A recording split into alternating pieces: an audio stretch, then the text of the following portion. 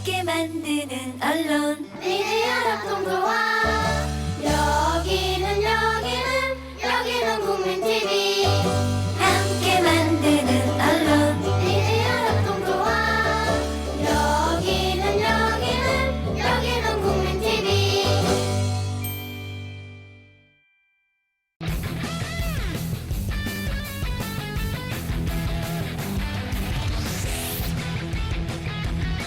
이용마의 한국 정치. 시청자 여러분 안녕하십니까? 메르스가 급속히 확산되고 있습니다. 시간이 지날수록 감염자는 더욱 늘어날 전망입니다. 정부가 신속하게 단속하겠다고 밝힌 메르스 괴담보다 메르스가 더 빠른 속도로 확산된다는 우스개가 나올 정도입니다. 이번 메르스 사태를 보면서 세월호 참사가 떠오릅니다. 정부는 처음부터 안일하게 대응했고 국민들이 죽은 뒤 뒤늦게 나타난 대통령은 아랫사람들 질책만 했습니다. 지금도 비슷합니다. 애국심은 국가가 국민을 위할 때 자발적으로 용솟음 치는 것이지 강요되는 것이 아닙니다. 이 정부만 믿기엔 우리 목숨이 너무 위태로운 것 같습니다. 잠시 후에 뵙겠습니다. 귀로만 듣던 국민TV의 팟캐스트를 이제 보이는 라디오로 시작합니다. 국민TV 광고를 모집합니다. 조합원과 비조합원 여러분, 자신이 속해 있는 기업과 사업체, 그리고 알리고 싶은 모든 것들 다 좋습니다. 광고를 원하시는 분은 신청해주세요. 홈페이지 kukmin.tv, 국민.tv 또는 지역번호 02-3144-0933번으로 연락주세요. 여러분의 많은 참여 바랍니다.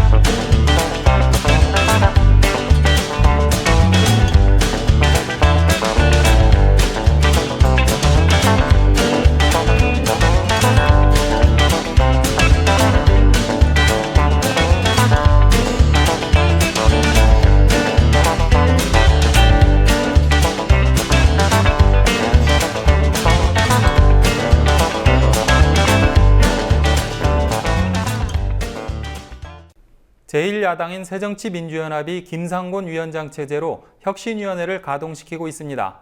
야권의 또 다른 축인 진보정당들의 움직임은 어떤지 궁금합니다. 정의당 전략기획위원장인 박원석 의원을 모셨습니다. 안녕하세요. 네, 안녕하세요. 박원석 의원 상당히 오랜만에 네, 보는 오랜만이었습니다. 것 같아요. 네. 어때 의정생활은 좀 하실만해요? 이제 4년 차입니다. 예. 어느덧. 그러니까 이제는 뭐 의정 활동에 대해서 처음에 시작할 때에 비해서는 아는 것도 좀 많아졌고, 예. 감도 많아졌고. 그런데 내년 이제 선거네요. 그렇죠. 그래서 여러 가지로 좀 아쉽기도 하고 또 내년 선거기 때문에 열심히 해야 되겠다 이런 생각도 하고 있습니다.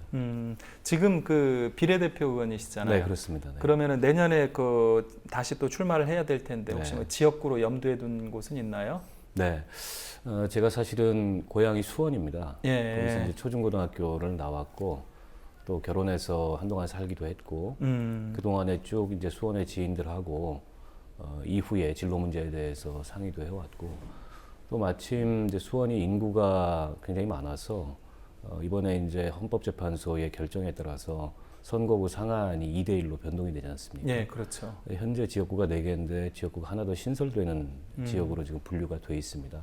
그래서 여러 가지 뭐 또 조건, 가능성 그리고 수원이라는 곳이 꽤 보수적인 데입니다. 그동안에 이제 진보 정치가 한번 제대로 발 딛고 서지 못했던 그런 지역인데 그런 면에서 뭐 수원에서의 도전이라는 게 의미가 있겠다 이런 판단이 들어서 지금 수원에서 내년 총선 준비를 하고 있습니다.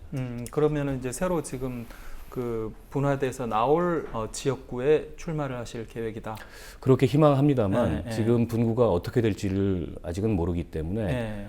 그건 조금 더 선거구 획정 상황이나 이런 걸 지켜보면서 최종 결정을 내리려고 하고 있습니다. 그렇죠. 지금 국회에서 이 선거구 제도 개편을 포함해서 여러 가지 논의를 하는 정치개혁 특위 네. 여기에 지금 정의당에도 의원이 파견이 돼 있나요? 네, 심상정 원내대표가 정개특위위원으로 들어가 있고요. 예. 지난번에 끝난 이제 임시국회에서 정개특위 관련해서 선거구 획정을 기존에는 이제 국회에서 선거구 획정을 국회 산하에 두고 선거구 획정안이 넘어오면 정개특위에서 그걸 다시 재조정하는 방식으로 선거구 획정이 이루어졌는데 네. 이번에는 이제 중앙선관위 산하로 아예 선거구 획정위원회를 분리시키고 그리고 선거구 획정위원회가 결정해온 획정안을 국회가 손대지 않는 걸로 즉 가부만 판단하는 것으로 과거에 비해서는 좀 진일보한 그러니까 국회의원들의 이해관계에 따라서 뭐 게리맨더링이 일어난다든가 그런 것들을 원초적으로 방지할 수 있는 그런 안이 통과가 돼서 아주 유의미한 그런 진전이라고 보고 있습니다. 그때 가서 혹시 다른 정당들이 떼쓰거나 그러지는 않을까요? 뭐 여러 가지로 좀 복잡한 이해관계들이 있긴 할 텐데요. 일단 뭐 획정위원회를 그렇게 아예 분리독립시켜서 그걸 국회 정개특위에서 논의하지 않기로 결정했기 때문에 아마 그런 일은 제도적으로 좀 어렵지 않을까 싶습니다. 이 정개특위에서 일단은 뭐 선거구에 대한 어떤 재편 이런 것 논의도 하겠지만은 선거 제도 자체에 대한 논의도 이루어지긴 하겠죠. 네, 그 논의가 조금 늦어지고 있어서 다소는 지금 정개특위에 아쉬운 점이 있습니다. 사실은 그 동안에 이제 선거 제도라는 것이 승자 독식을 강화시켜온 그런 제도였습니다. 이번에 선관위에서 선거제도 개혁과 관련해서 아주 의미 있는 그런 제안을 했습니다. 그러니까 지역구와 비례를 2대1 정도로 해서 비례대표를 더 늘리고 그리고 권역별 독일식 정당 명부제에 기초한 권역별 비례대표제를 통해서 사표를 최대한 줄이는 그런 선거제도를 좀 선진화하자 이런 제안을 한 지가 벌써 꽤 됐는데 아직 정개특위에서 그리고 각 당 간의 논의에서 이런 선거제도의 근본적 개혁에 대해서는 충분한 그런 검토가 이루어지지 않고 있어서 조금은 좀 답답한 부분이 있고요. 저희 정의당처럼 제3당 내지는 소수당 입장에서는 현재의 정치 지형에서 특히 소선거구제, 단순다수대표제의 선거제도라는 것은 그야말로 양당제로의 수렴만 계속 강화시켜온 제도고 이게 국민들의 정치적 만족도를 높였다면 모르겠는데 지금 여론조사를 해보면은 여전히 30%의 국민이 지지정당이 없거나 내지는 어떤 정당도 신뢰하지 않는다 이런 답변이 나오거든요. 그만큼 양당제에 대한 불신이 역사적으로 굉장히 누적돼 있기 때문에 우리 정치발전이라는 맥락에서 이 선거제도의 근본적인 개혁을 차제에 좀 검토하고 이뤄냈으면 좋겠다 이런 바람을 갖습니다. 그런데 현실적으로는 선거제도 개편은 쉽지는 않을 것 같아요. 지금 기득권을 형성하고 있는 양당이 사실 여기에 대해서 그렇게 적극적이지 않은 것 같거든요. 새정치민주연합은 선거제도를 바꾸겠다라고 의지 표명을 하는데 문제는 지금 제1당인 새누리당이 가급적이면 지금 소선거구제를 유지하자 이런 생각을 가지고 있잖아요. 네, 그렇습니다. 예, 그래서 지난번에 김무성 대표한테서도 사적인 만남이 있어서 제가 물어봤더니 전혀 바꿀 의향을 안 보이더라고요. 네, 그렇습니다. 예. 그게 이제 기존 정당들이 갖고 있는 기득권이 가장 큰 장애물이 될 가능성이 높고요. 새정치민주연합 같은 경우에는 지난 대통령 선거 당시에 문재인 후보의 공약이 권역별 비례대표제를 통해서 비례대표제를 늘리는 그런 공약을 했었습니다. 그래서 당론은 정리가 되어 있는데 실제 새정치민주연합 의원 개개인들로 보면 과연 그런 당론에 동의하는지에 대해서 충분히 검증이 안 된 상황이고요. 누구보다 지금 이 새누리당 같은 경우에 현재의 선거제도가 가장 기득권이 크기 때문에 현재 상태를 유지하는 것을 원하고 있겠죠. 그런데 이제 선관위의 제안도 있고 또 2대1이라는 전체적으로 선거구가 변동되는 이건 반드시 변동을 해야 되는 겁니다. 올해 11월까지는 그렇죠. 반드시 선거구 재획정을 해야 되기 때문에 그런 계기도 있지 않습니까? 이런 상황에서 소극적으로 이 문제를 보지 말고 좀 더 적극적으로 기존의 우리 이제 민주주의라는 게 일종의 이제 다수제 민주주의인데 다수제 민주주의가 갖는 한계라는 것은 어떻게 보면 별로 생산적이지 않은 그런 반대나 생산적이지 않은 갈등 이런 것들만이 계속 반복되는 그런 경향이 있거든요. 그래서 우리도 그런 선진국처럼 합의제 민주주의로 나아가기 위해서는 우리 사회에 존재하는 다양한 정치적 견해를 이게 국회 내로 포괄할 수 있어야 되고 그런 다양한 정치적 견해를 포괄한 그런 다당제에 기초한 합의제 이렇게 가려면은 현재 선거제도는 이제 그것과 잘 맞지 않는 그런 툴이기 때문에 그걸 좀 변화시켜서 전체적으로 정치권이 좀 역사적으로 대한민국 정치를 한 단계 선진화시켰다. 이런 평가를 받을 때가 되지 않았나 저희는 그렇게 보고 있습니다. 예, 알겠습니다. 일단 뭐 박 의원의 내년 이제 총선 출마 문제 때문에 자연스럽게 선거제도 문제까지 얘기가 나왔는데요. 원래 참여연대 협동 사무처장을 지냈잖아요. 네, 그렇습니다. 협동이라는 말이 일반인들한테 좀 생소할 것 같은데 예, 이 개념 좀 설명을 좀 해주시죠. 일종의 이제 참여연대에서 만든 신조어인데요. 참여연대가 처음에는 이제 조직이 굉장히 작았습니다. 그래서 사무처장이 이제 전체적으로 참여연대의 집행과 업무를 책임지는 그런 지위인데 한 사람의 리더십으로 충분히 그게 커버할 수 있었죠, 초기에는.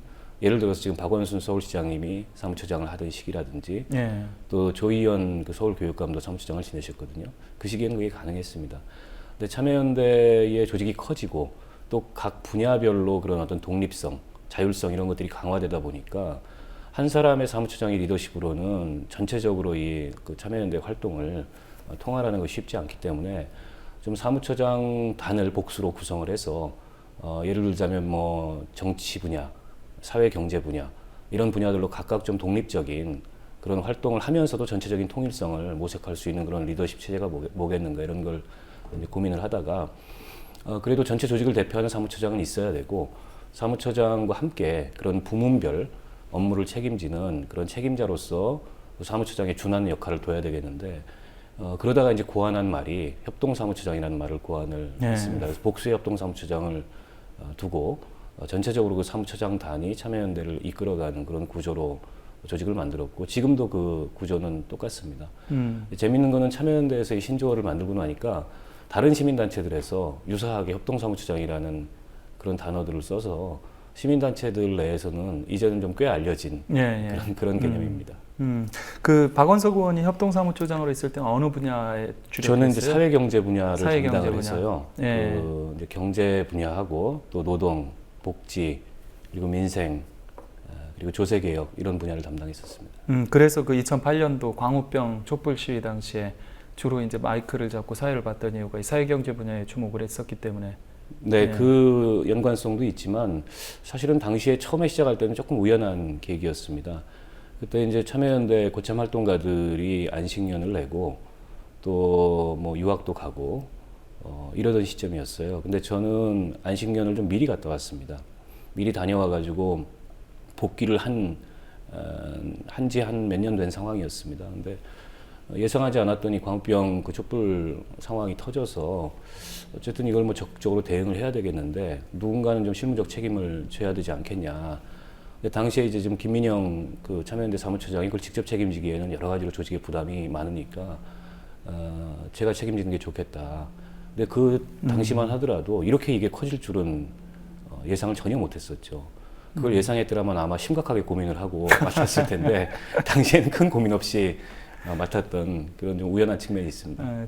제가 MBC 노동조합 홍보국장 간 거랑 조금 유사한 상황이 됐네요. 사람 팔자라는 걸 알 수가 없습니다. 저도 연수를 좀 일찍 다녀와가지고 홍보국장을 뭐맡게 됐었는데 어찌됐든 참여연대에서 몇 년 동안 생활하셨어요? 94년 창립할 때 창립 멤버로 시작을 해서 18년 동안 활동을 했습니다. 그 시민단체 이제 18년 동안 굉장히 오랫동안 활동을 하셨는데 지금 참여연대 출신 중에 국회로 나아가신 분이 박원석 의원하고 김기식 전 사무처장 두 사람인가요 지금? 네, 상근활동가 중에는 그렇고요. 상근활동가는 아니셨지만 참여연대가 94년에 출범할 때 아주 초창기에 공동대표로 이름을 올리셨던 분이 한명숙 지금 새정치민주연합 의원이세요. 원래 여성단체 대표를 하시고 미국에 이제 안식년을 가셨다가 귀국하시기 직전이었는데 그때 이제 참여연대라는 단체가 만들어지니까 여성계의 지도자로서 공동대표의 이름을 올리셨어요. 사실은 그것 때문에 참여연대가 뭐 김대중 정부, 노무현 정부 시절에 이게 무슨 새정치민주연합, 현재의 새정치민주연합, 과거의 민주당이었죠. 민주당과 무슨 특별한 연관이 있는 거 아니냐 이런 거에 대해서 매번 뭐 월간조선 이런 데서 공격도 받고 했었습니다. 그런데 사실 뭐 한명숙 의원께서는 참여연대 공동대표로 이름은 올렸었지만 실질적인 활동은 거의 안 했고요. 귀국하시자마자 바로 당시 야당의 이제 비례대표로 영입이 돼서 바로 이제 사임을 했던 그런 사례가 있었습니다. 한명숙 의원 같은 경우는 주로 저 여성 몫으로 많이 할당을 받는 네, 그렇죠. 받아서 무엇인가 이렇게 네, 직을 하는 네. 케이스인 것 같더라고요.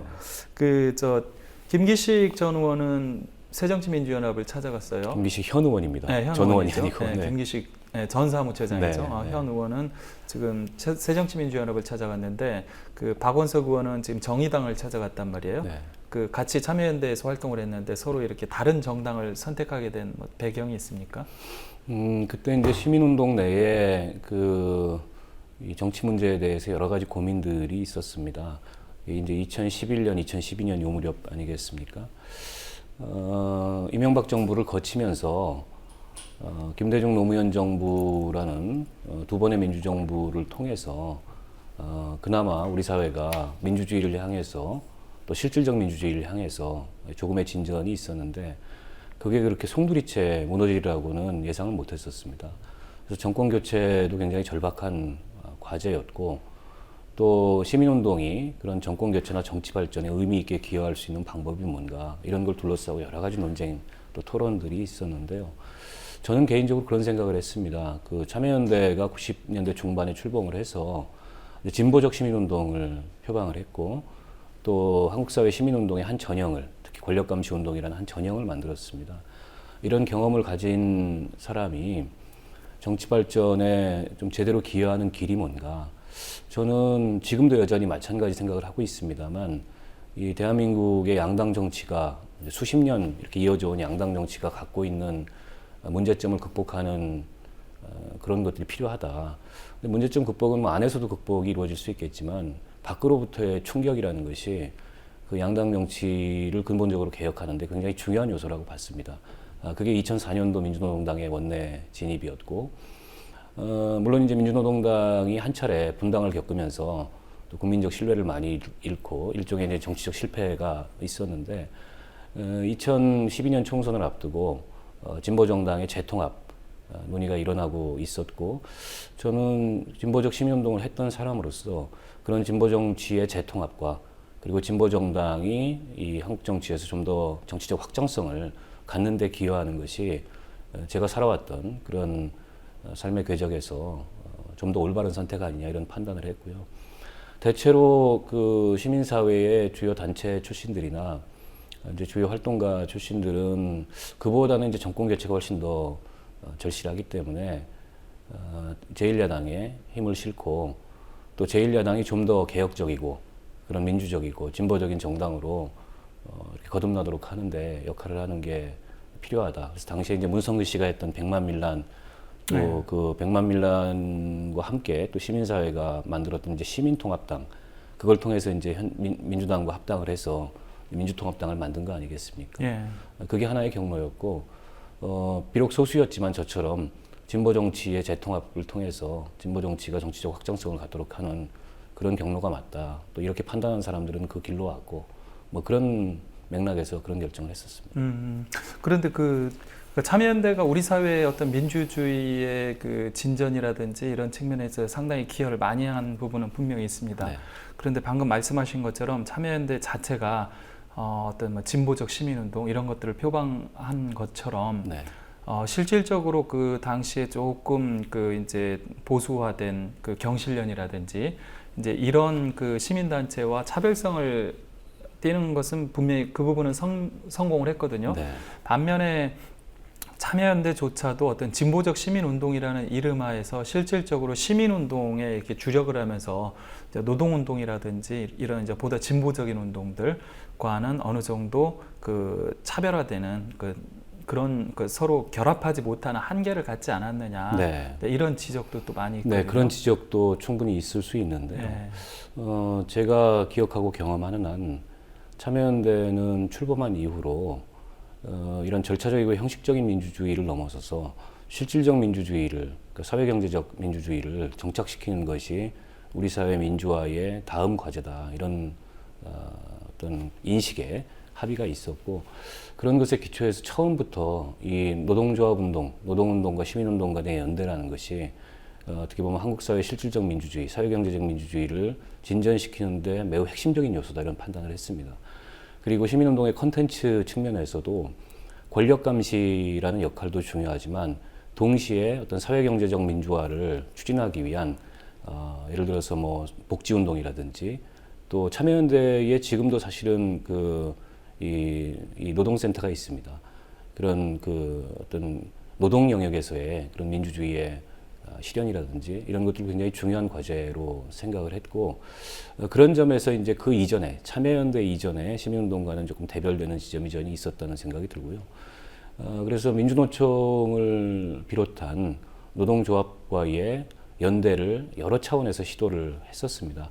물론 그것이 이제 얼마나 성과가 있었냐 이렇게 평가를 해본다면 충분히 만족스럽지 못한 측면이 있었고 그거는 양쪽에서 다 사실은 원인이 있었다고 생각합니다. 시민운동이 어떻게 보면 시민운동은 그 노동조합 운동처럼 딱 정해져 있는 확고한 자기 대중을 기반으로 한 운동이라기보다도 어떻게 보면은 좀 무차별적인 국민 일반을 상대로 한 그런 운동이다 보니까 노동조합 운동과는 조금 맥이 다른 측면이 있고요. 그리고 노동조합 운동도 그 민주노총이 출범하면서 초기에 일종의 이제 뭐 사회적 노동운동, 국민적 노동운동 이런 것들을 표방했습니다만 과연 그런 그 사회연대적 노동운동, 국민적 노동운동이라는 것이 지금까지 잘 유지되고 있는지에 대해서는 좀 평가해 볼 측면이 있다는 생각이 들어요.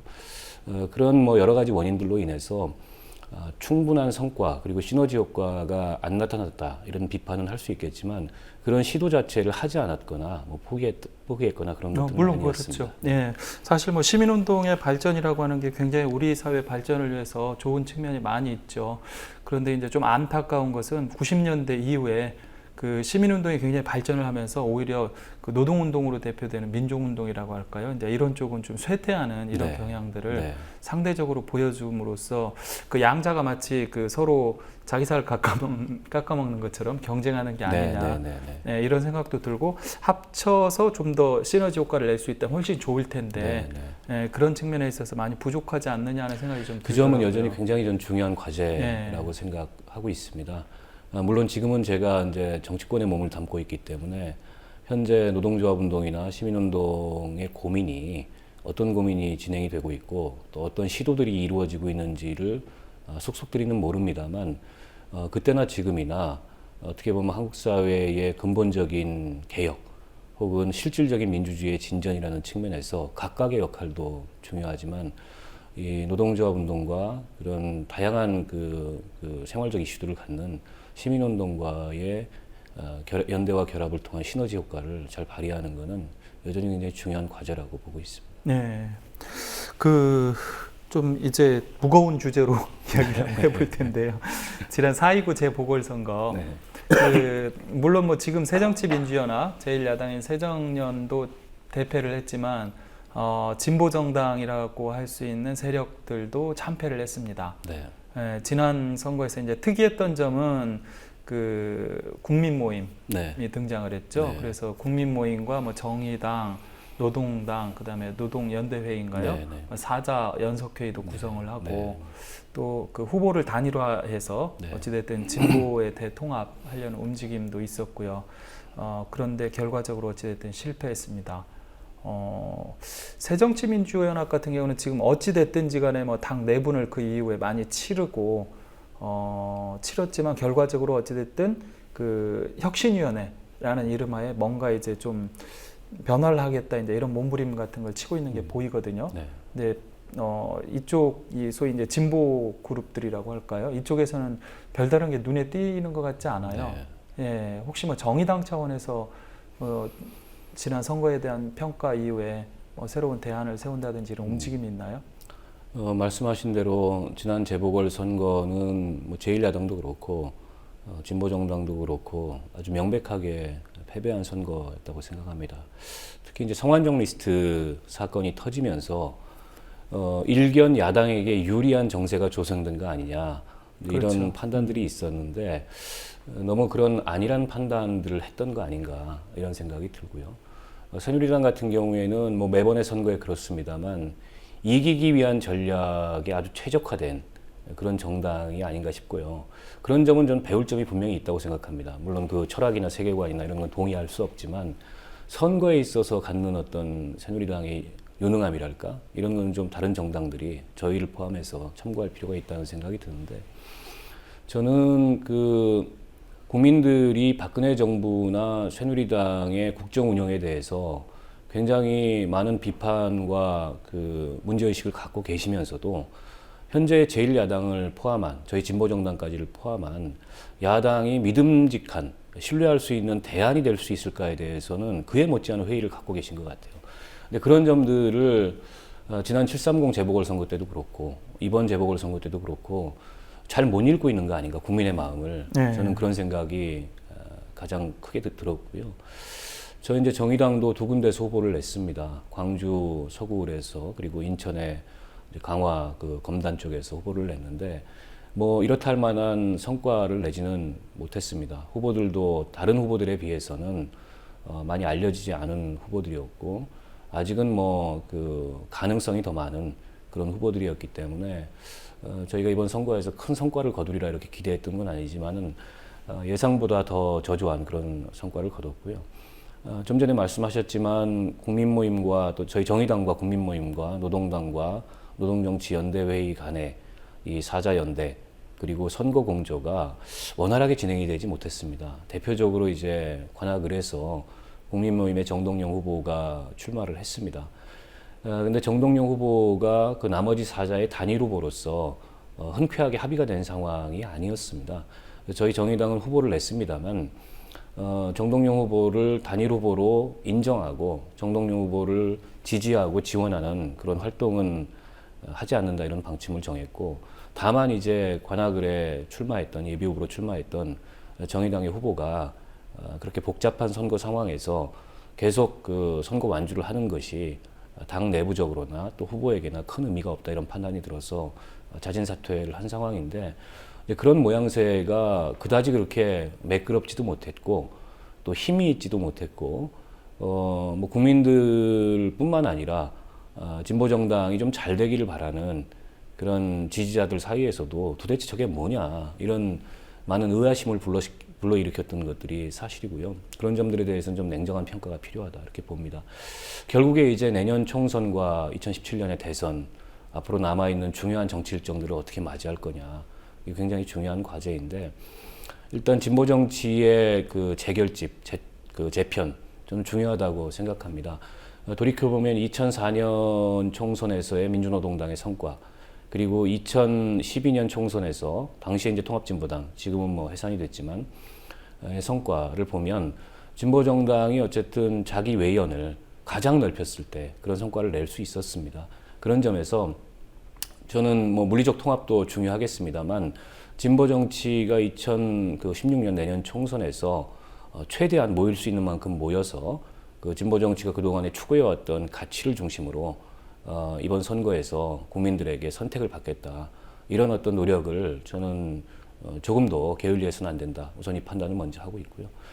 그런데 그것만 가지고 과연 이렇게 싸늘하게 식어 있는 국민들의 마음을 우리가 얻을 수 있겠는가에 대해서는 뭐 자신할 수 없는 면이 충분히 있습니다. 그런 점에서 저는 초심으로 돌아가서 우리가 그 가치의 정치를 하겠다고 했는데 과연 지난 몇 년간의 과정을 보면 진보정당이 국민들 앞에서 분열하고 싸우고 또 국민의 눈높이에 맞지 않는 그런 낡은 진보의 모습을 보인 것 이외에 기존의 다른 정치 세력, 새누리당이나 새정치연합과는 다른 어떤 대안을 국민들에게 어떤 희망을 전달했는가 좀 별로 없었다는 생각이 듭니다.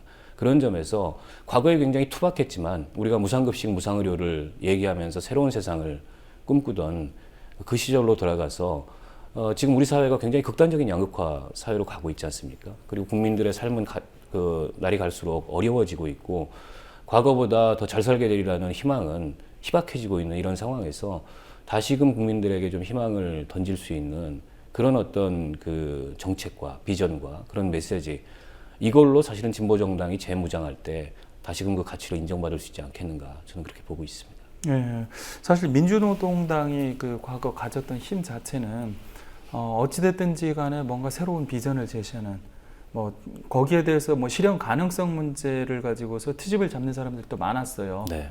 그렇지만 어찌됐든 뭔가 새로운 비전을 제시해 주는 게 굉장히 큰 힘을 가졌거든요. 그리고 또 민주노동당이 그 당시에 제시했던 방금 얘기한 것처럼 무상급식이라든지 이런 부분들은 일부 실현된 부분도 있고요. 또 다른 부분들은 앞으로 우리가 그 지속적으로 추구해 나가야 될 그 실천적인 과제로 지금 남아 있는 게 있거든요. 근데 그런 점에서 본다면 지금의 그 진보 정당들도 물론 박근혜 대통령이 국민들과 소통을 못한다고 우리가 많이 지적을 하는데 진보 정당들도 역시 국민들과 소통을 잘 못하는 게 아니냐.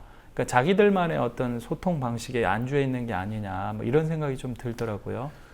반성할 점이 많이 있습니다. 네. 그리고 저는 진보라는 것은 어떻게 보면 국민들의 삶을 변화시키고 우리 사회를 좀 더 나은 사회로 만들기 위해서 선택한 어떤 가치이고 이념이지 그 자체에 무슨 그 정당성이나 어떤 절대적인 선을 추구하는 그런 건 아니라고 생각합니다. 그런 건 좀 도구마라고 생각을 하고요.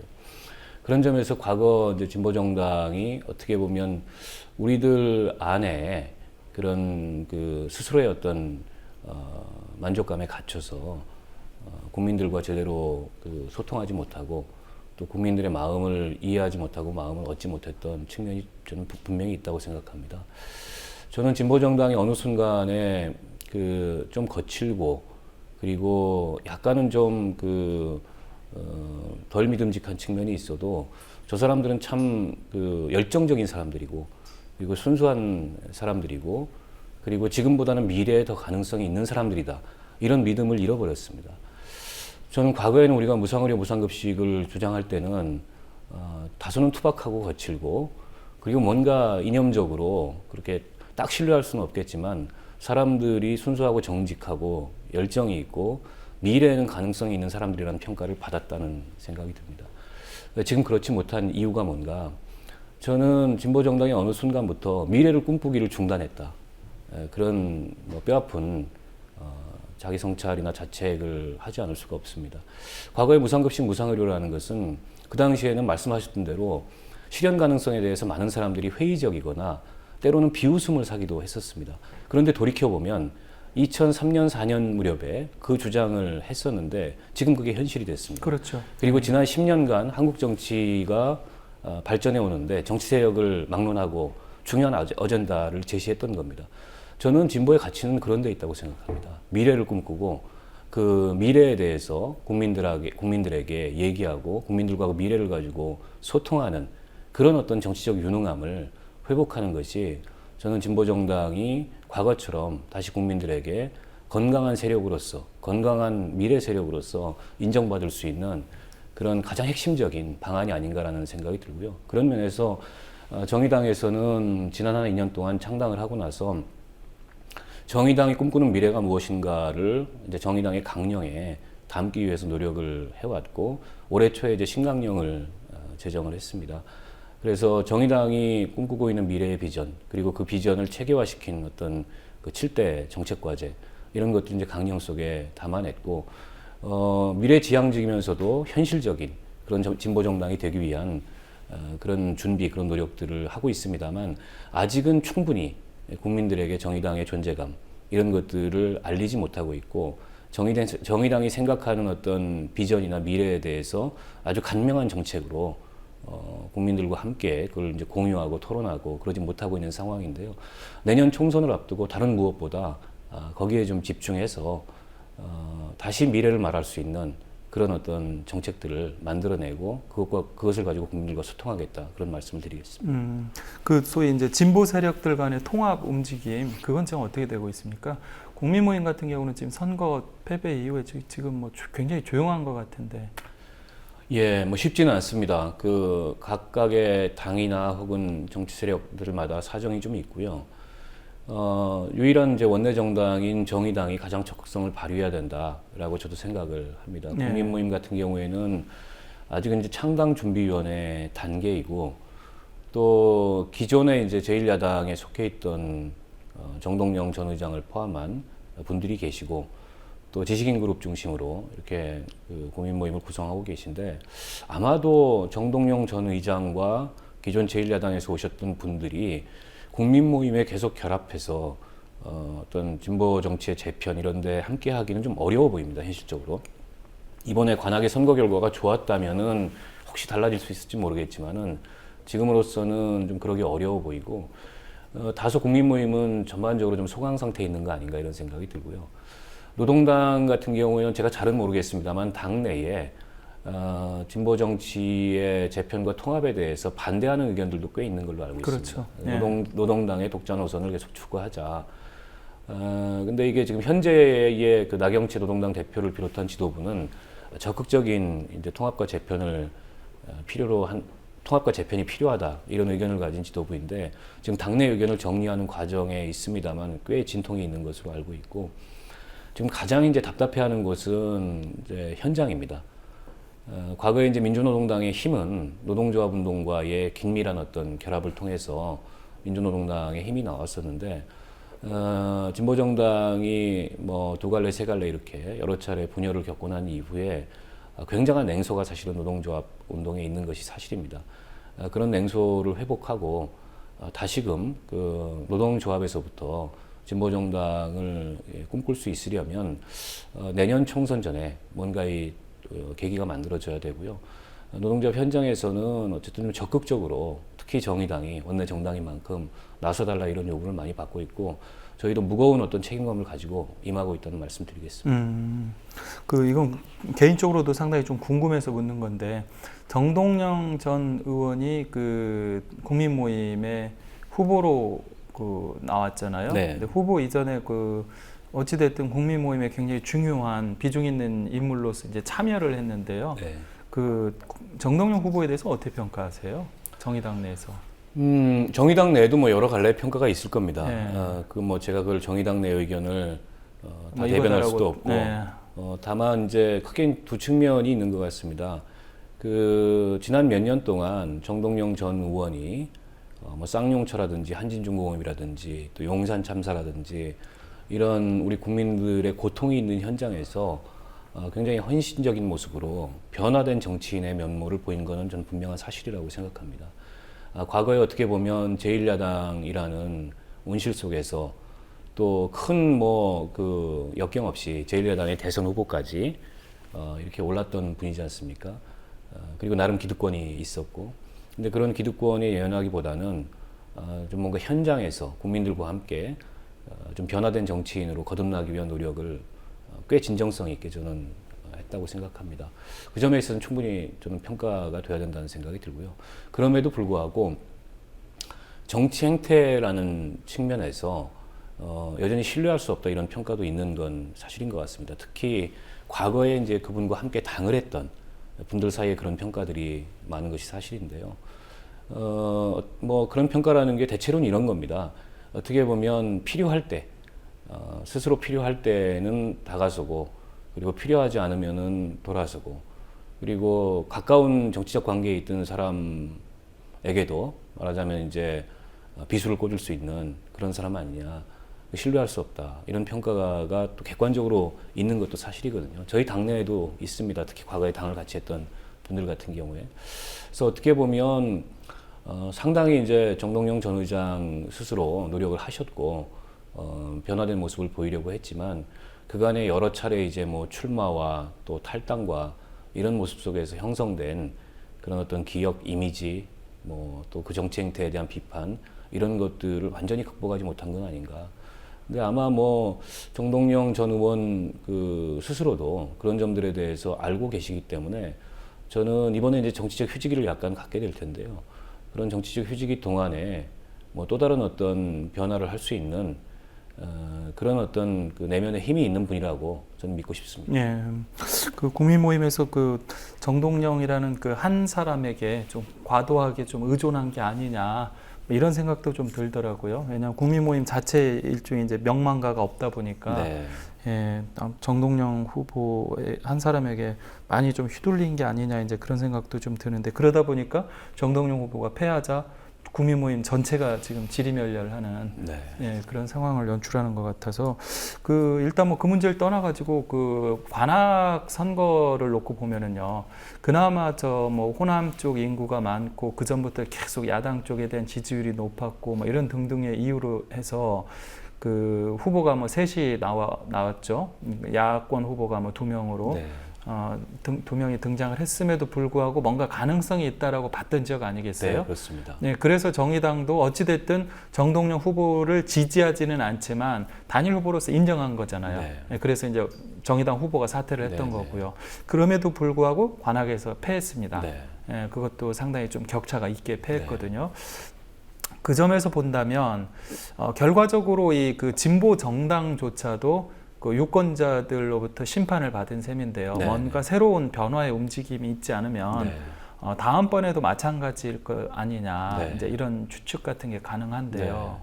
실은 뭐 지금 제1야당에서도 이제 당내 혁신 문제가 굉장히 중요한 과제로 떠올랐고, 또 그런 혁신위원회가 구성되기 전까지 이른바 당내 계파 간의 뭐 많은 갈등, 특히 재보궐선거 결과를 둘러싸고 있었습니다.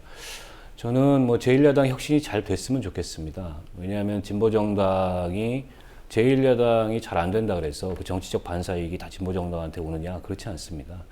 제1야당과 진보정당은 어떻게 보면 약간은 순망치한 관계에 있어서 잘 되면 같이 잘 되고 안 되면 같이 안 되는 게 기존의 이제 선거 때 패턴이었거든요. 그런 점에서 당내 통합력도 발휘를 하시고, 그리고 뭔가 내년 총선에서 그런 대한야당으로서 그리고 수권 능력을 가진 그런 야당으로서 새로운 면모를 갖춰서 뭔가 내년 총선의 그 성과를 잘 이뤄냈으면 좋겠습니다. 저희 진보정당 같은 경우에는 저는 이렇게 생각합니다. 당장의 정의당이, 그리고 더 커진 정의당이 진보정당을 재편하고 결집시켜서 집권을 목표로 하는 정당이 될 수 있느냐, 저는 그건 불가능하다고 생각합니다. 물론 정치 세력은 어쨌든 권력을 목표로 하기 때문에 정치적 수사의 차원에서나 궁극적인 목표는 수권이다, 이걸 포기할 수는 없겠죠.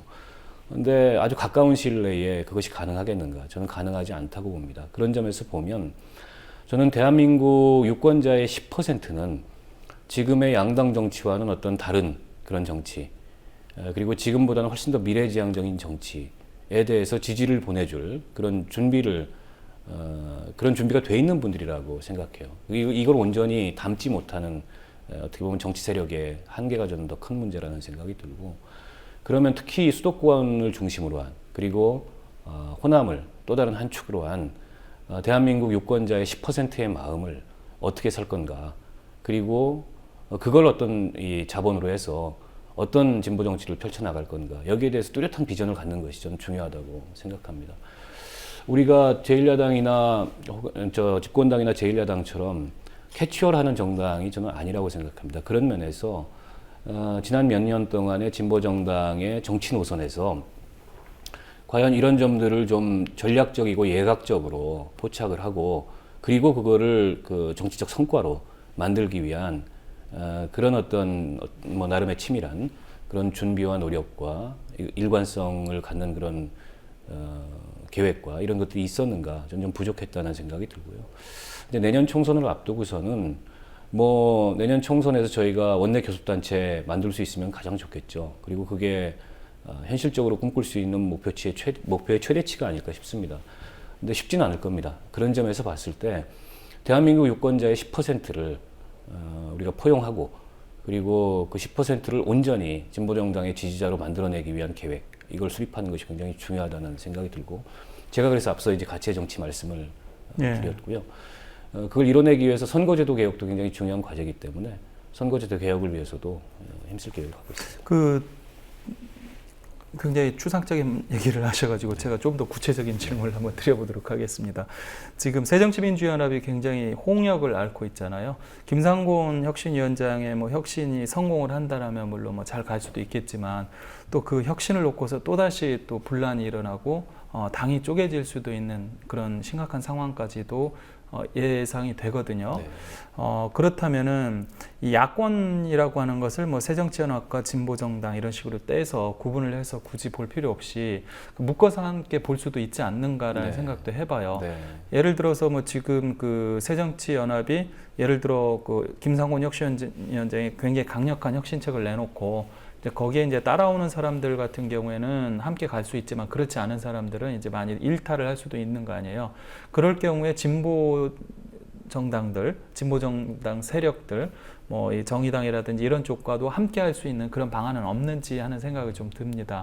왜 이 질문을 드리냐면은요, 그 지금 김상곤 위원장이 민주당 소속이잖아요. 네. 그런데 사실은 김상곤 위원장의 어떤 정치적 성향이나 그 혁신을 해온 과거의 내용들, 이런 것들을 봤을 때, 이분을 지금 새정치민주연합에 현재 가지고 있는 그 색깔이 온전히 맞느냐라고 보면 또 그렇지도 않거든요. 네. 이분이 이쪽 정의당에 온다고 해도 제가 봤을 때는 뭐 전혀 무리가 네. 없는 네. 예, 그런 분이란 말이에요. 그렇다면은 어떻게 보면은 상당히 그 진보적이고 개혁적인 성향을 가진 분들을 놓고서 이 정의당이라든지 이런 쪽과 뭐 새정치민주연합이 서로 경쟁을 할 수 있는 체제도 된단 말이에요. 네. 공통점이 상당히 네. 있다는 이야기죠. 예. 근데 지금 일단 새정치민주연합 내의 혁신론이라는 것이 주로는 이제 공천제도 혁신에 초점이 맞춰져 있고 계파 간의 갈등을 어떻게 통합하느냐 이런 데 초점이 맞춰져 있기 때문에 그게 노선을 중심으로 한 어떤 그 당 내부의 그런 방향 정립이나 이런 논의로 갈 것 같지는 않습니다. 물론 그거 전혀 무관하지는 않습니다만. 예. 그래서 일각에서는 저게 잘 안 되면 친노당과 호남당으로 쪼개지는 거 아니냐. 네. 뭐 이런 관측도 있어요. 뭐 지켜는 봐야 되겠습니다만은 저는 뭐 그럴 가능성은 그렇게 많지 않다고 봅니다. 왜냐하면 현재도 사실은 굉장히 버거운 상황인데 현재도 그 새누리당을 상대해서 버거운 상황이고 그리고 저 내부에 그 이른바 이제 기득권을 갖고 있는 국회의원들이 물론 이제 정권 교체도 중요하겠지만 당장 내년 총선이 중요하지 않겠습니까? 이 상황에서 그나마 있는 큰 집을 허물고 작은 집 뭐 2개, 3개로 이렇게 분할할 만한 엄두를 내겠는가? 저는 현실적으로 좀 쉽지 않겠다 이런 판단이 들고요. 예. 물론 이제 좀 더 큰 틀에서 어떤 정책과 노선 이런 거를 중심으로 야권의 질서를 재편하는 그런 기획을 해볼 수도 있는 거 아니냐. 저는 뭐 불가능한 얘기라고는 생각하지 않고 해볼 수 있다고 생각합니다.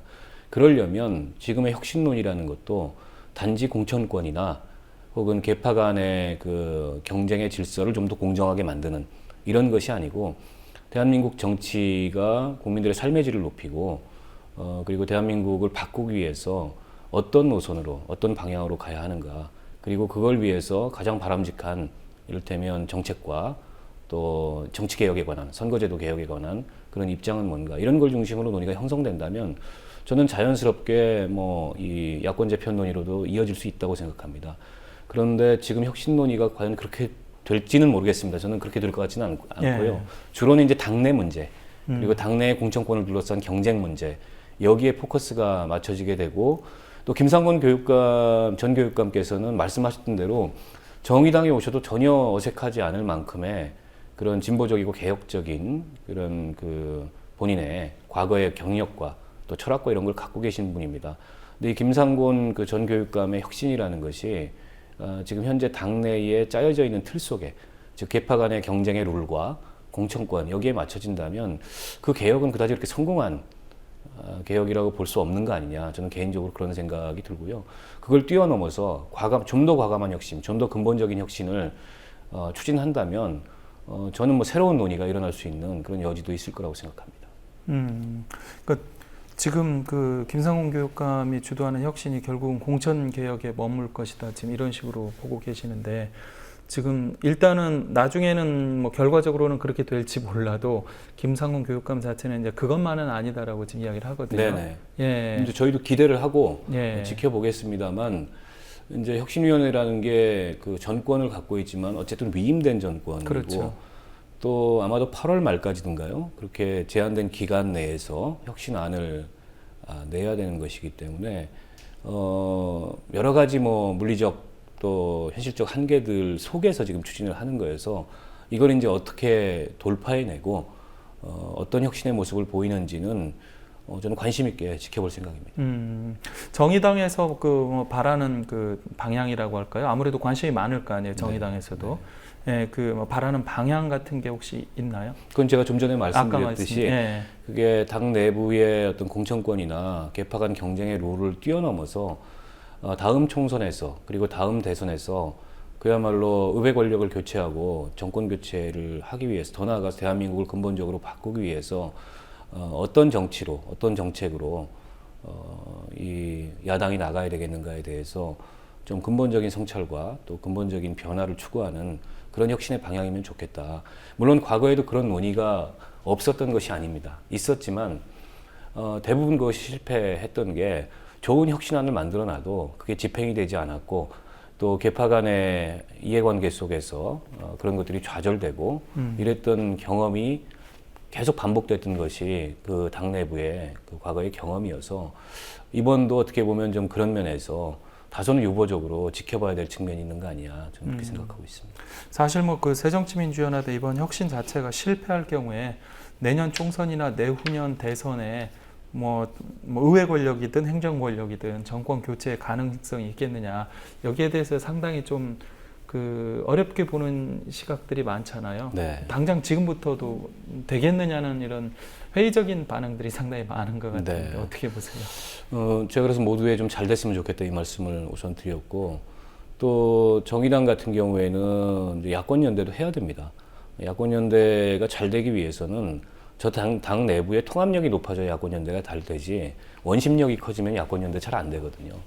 그러면 서로 이제 자기 밥그릇을 먼저 생각하기 때문에 그런 면에서 제1야당이 잘 됐으면 좋겠다 이런 바람을 갖고 특히 2017년 대선에서 어떻게 보면 크게 힘을 하나로 모아서 어찌됐든 간에 이 정권을 좀 바꿔놔야 되지 않겠습니까? 그런 면에서 그렇죠. 봤을 때 그 가능성은 이제 제1야당이 저희보다 훨씬 더 많이 갖고 있기 때문에 이번 혁신이 그냥 또 말의 성찬에 그치는 그런 혁신이 아니라 용두삼이 되는 혁신이 아니라 좀 근본적으로 변화할 수 있는 그런 계기를 만드는 한 번에 다 안 되더라도 그런 혁신이 됐으면 좋겠다 이런 바람을 가져보고 그 점은 어쨌든 같은 야당으로서 또 일정한 그 가치와 노선을 공유하는 그런 정치 세력으로서 저희도 뭐 회의보다는 기대를 가지고 지켜보겠습니다.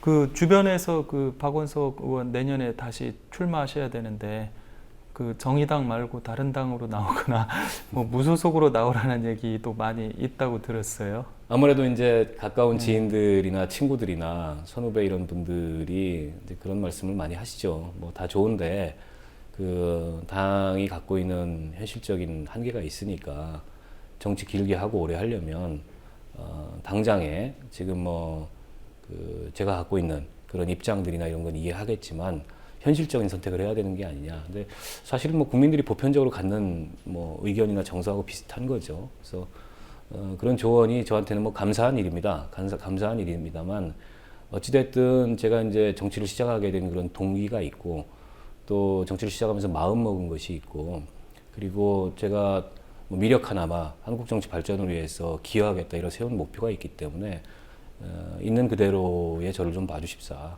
이렇게 부탁을 드리고 물론 지금의 정의당은 현실적으로 여러 한계가 있습니다.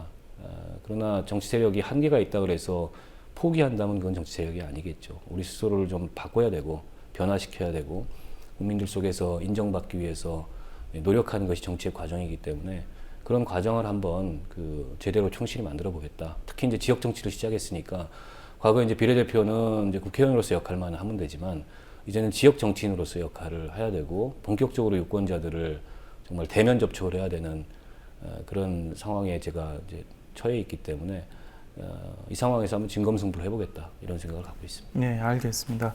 그 초선 의원이신데 제가 보니까 직함이 굉장히 많아요. 국회 예결특위위원도 하시고 지방자치발전특위위원도 하시고 또 정의당 내에서도 전략기획위원장, 사회적경제위원장, 국정원 개혁특위위원장 거기에다가 이번에는 또 황교안 총리 후보 인사청문회 청문위원이시죠. 황교안 후보 관련해서 여러 가지 자료 지금 많이 조사하고 계시는데요. 그 어떻게 보세요, 황교안 후보? 일단 법무부 장관을 지금 했지 않습니까? 한 2년 하셨고 당시에 이제 청문회 때도 논란이 있었지만은 청문회를 통과했고 그런데 지금 제가 여러 가지 이제 자료나 또 황교안 후보와 관련해서 제기된 의혹들을 검증을 하다 보니까 당시에 법무부 장관 인사청문회를 도대체 어떻게 통과했을까 싶은 생각이 많이 듭니다. 일례로 제가 오늘 오전에 국회 정론관에서 브리핑을 했습니다만 이분이 이제 고위직 검찰 출신으로서 부산 고검장을 끝으로 이제 공직 검찰에서 나오셨는데 법무법인 태평양이라는 대한민국의 뭐 한두 손가락 안에 꼽히는 그런 로펌에 가서 17개월 동안 근무를 하셨단 말입니다. 고액 수임료 논란이 있습니다. 한 17억 정도, 1개월에 한 1억씩 받으신 셈인데 오늘 보니까는 그 특정 사건에 관해서 1, 2심에서 그 실패한 사건을 2심이 끝난 다음에 수임을 해서 대법원에서 결과를 뒤집었는데 당시에 이제 주심 대법관이 고등학교 동기였더라고요. 경기고등학교 동기. 네, 경기고등학교 동기였고 그분이 이제 그분이 주심 대법관이 된 걸 알고 들어가서 사건을 뒤집은 건데 근데 이게 법원에 정식으로 선임계를 낸 사건이 아니었습니다. 그러니까 흔히 이제 법조 윤리상 좀 금기시돼 있는 법조 비리의 아주 대표적인 일종의 이제 전화 변론을 한 거죠. 그러니까 당사자와는 수임을 했지만 법원에 선임계는 내지 않고 법정에도 안 나가고 뭐 서면도 말하자면 쓰지 않고 전화상으로 변론한다 그래서 흔히 전화 변론이라고 얘기하는데 이게 이제 대한변협에서는 대표적인 징계 유형으로 분류를 해놓고 있고 그럼요. 대표적인 법조 비리 중 하나죠. 사법의 공정성을 해치는 그런 아주 악성 전관 예우의 그런 표본적인 사례로 이걸 보고 있는데 이렇게 사건을 하셨더라고요. 지금 17개월 동안 총 119건의 사건을 수임했다고 자료를 보내왔는데 그 119건들이 구체적으로 어떤 사건들인지는 지금 뭐 자료가 충실히 온 게 아니어서 모릅니다만 저는 그런 의심을 해봐요. 과연 그 119건 중에 법원의 변호사 선임계를 정식으로 내고 수임한 사건이 도대체 몇 건이나 될까? 그 대부분을 다 사실상의 그 사법부를 상대로 한 로비라고 해도 무방할 그런 전화변론과 같은 그런 전형적인 전관특혜를 누렸던 것은 아닐까. 그러면서 보통 사람들은 꿈도 꿀 수 없는 그런 거액의 수임료를 받았었던 것은 아닐까라는 의혹을 지금 제기하지 않을 수 없고요. 그리고 또 한 가지는 황교안 후보자의 태도인데요. 의혹이 제기되면 이제 해명을 좀 해야 되지 않습니까? 자료도 충실히 제출을 하고. 근데 지금 청문회에서 답변하겠다는 말씀으로 일관을 하고 있어요. 그건 다시 보면 뭐 그분의 전략일 수는 있겠지만 청문회 이틀은 짧고 총리직은 길다. 이런 판단을 하시는 것 같아요. 근데 법무부 장관과 총리는 다릅니다. 당시에도 그 충실한 검증이 이루어지지 않았던 점은 국회의 책임도 있지만 총리는 유사시에 대통령의 직무와 권한을 대행하는 자리입니다. 그렇기 때문에 장관보다는 훨씬 더 높은 수준의 그런 도덕성과 자질과 국정의 통할 능력과 이런 것들을 검증을 해야 된다고 생각하고 황교안 후보자가 이틀만 버티면 뭐 묻혀지지 않겠냐 이렇게 생각하시는 거는 저는 오판이라는 생각이 들고요. 이번에 이제 인사청문회를 3일을 하기로 했는데 정말 국민들의 눈높이에서 철저한 검증을 통해서 대한민국이 굉장히 지금 어렵습니다. 경제도 어렵고 이 어려운 시기에 어떻게 보면 최소한 국민이 신뢰할 수 있는 그런 분이 저는 총리가 돼야 된다. 그런 점에서 황교안 후보가 여러 가지 적합하지 않은 모습들을 보이고 있고 그 점을 아주 철저히 검증하겠다 이런 말씀 드리겠습니다. 예, 알겠습니다. 아이고, 오늘 이렇게 나와주셔서 고맙습니다. 네, 고맙습니다. 예. 시청자 여러분, 유익한 시간 되셨습니까? 4월 선거에서 야권이 참패한 이후 내년 총선과 내후년 대선에 대한 전망이 무척 어둡습니다. 하지만 위기는 기회라는 말이 있습니다. 이번 위기를 계기로 야권이 정책과 노선을 분명히 해서 전면 재편되었으면 하는 바람입니다. 그리고 그 방향은 실질적 민주주의, 사회경제적 민주주의입니다. 사회경제적 민주주의를 추동하지 못하는 절차적 민주주의는 말 그대로 형식적인 민주주의일 뿐입니다. 저는 다음 주에 다시 뵙겠습니다. 감사합니다.